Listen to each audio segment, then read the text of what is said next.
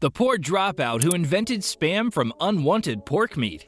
You must have heard the phrase, blessing in disguise. Well, there are times when some very disastrous situations become blessings for some people. And the story that we're going to discuss today is the story of a small boy who turned his luck by using a misfortunate event for his own good. What's the story? Well, stick around to the end to find out. Hey everyone, welcome back to the channel. In today's video, we're going to be talking about how a poor school dropout, George Albert Hormel, who had become a Rolling Stone, not only invented canned pork meat, but benefiting off the opportunity presented by the war, he turned that unwanted meat can into a huge success. There is a lot to cover, so without any further ado, let's get started. George Albert Hormel was born in Buffalo, New York, in the house of immigrants who had just migrated to the United States. John George Hormel had migrated from Germany, whereas Susanna's family had come from Prussia. Although John's father had established his name as a tailor back in Germany, John switched the industry when he came to Buffalo and started to work in a tannery. It wasn't long before the Hormel family moved to Ohio, where John, Susanna, and Christian Hormel, who was John's brother, together started their own tannery business. When George grew a bit older, he started working with his father in the tannery. George said that he could perform any task ranging from wool pulling to complex tasks in the tanning department with almost the same precision and quality as his father. Sadly, the financial crisis of 1873 was harsh on the Hormel family, and George had to leave his school to work odd jobs so he could play his part in bringing some income home. At that time, George was only 12 years old, and he was just able to secure some low-paying manual jobs in different markets. From construction to railways, there was no industry that George did not work in.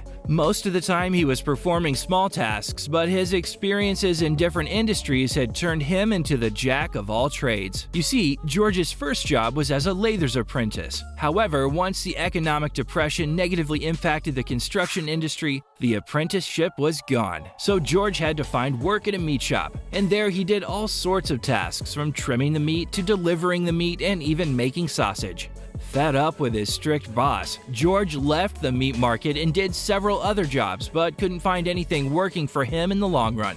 So he left everything in Ohio and went to his maternal uncle, who had recently opened a meat shop in Chicago. Their primary product was packed meat, so by the time George reached his uncle, the packed meat business was booming, and George started working for him. He understood all the tricks of the meat trade business and meat packing, but due to the low wage rate and a very high workload, George left his uncle. I don't understand if George wasn't the hard-working type or if he simply got fed up with his tyrannical master. It's probably the latter, because starting something from scratch and making it popular worldwide has its own struggle, which we will come to in a bit.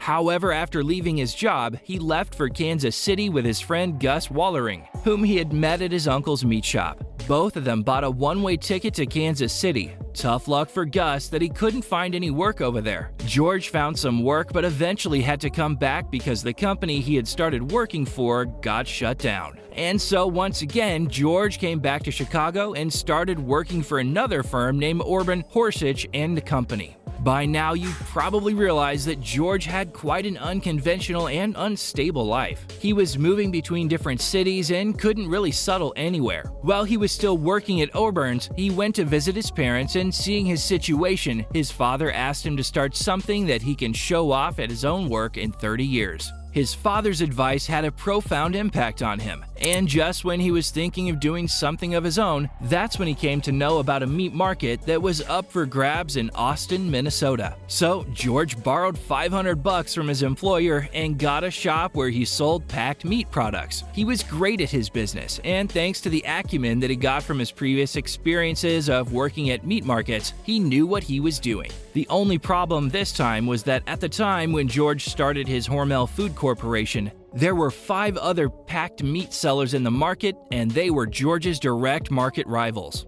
When I say rivals, it wasn't like a regular competition, but the 5 other players were known as the Big Five, and George, on the other hand, was starting new. He knew the trade, but obviously competition was real. To cope with that, George brought out the expertise that he had learned in one of the slaughterhouses he had previously worked. So during his previous jobs, George understood everything about meat, and he knew that pork is the most profitable meat type as it has the least amount of waste in it. So while the other 5 of his competitors were processing different meat types, George put all his focus on selling packed pork meat. And while George finally decided to focus on pork, together with his son Jay Hormel, he found a method of canning the cooked pork. And so in 1926, the Hormel Food Corporation launched their very first flavored ham in the United States. It quickly became a hot-selling item in Hormel Foods, but it was after World War II that this product got real attention. So what happened was that when the war broke out, it was very difficult to provide food to the armies fighting for the nation, and under such circumstances, providing a protein-filled diet was becoming a real concern. And that's where the Spam of Hormel Foods comes right on in. Spam was launched in 1937, and it was canned cooked pork meat that Hormel Food was selling. So, World War II, which was a curse for everyone else, became a real blessing for George, his company, and their recently launched Spam. Many people were curious about it, about the nutritional value of the food before it was mass consumed during the war. The reason for people's suspicion was not unreasonable because the meat cut that Hormel was using in its canned food was the shoulder part of pork, which is not the most favorite one. However, whatever the people were calling it didn't really matter during wartime because the food was in great shortage, and if the soldiers could get some protein, it was a delight for them. Throughout World War II, Spam was there to serve the American soldiers. Afterwards, even the UK and Allied forces received some supplies of Spam. World War II surely proved a lucky charm for George's business. Today, Spam is being sold in 41 countries around the world,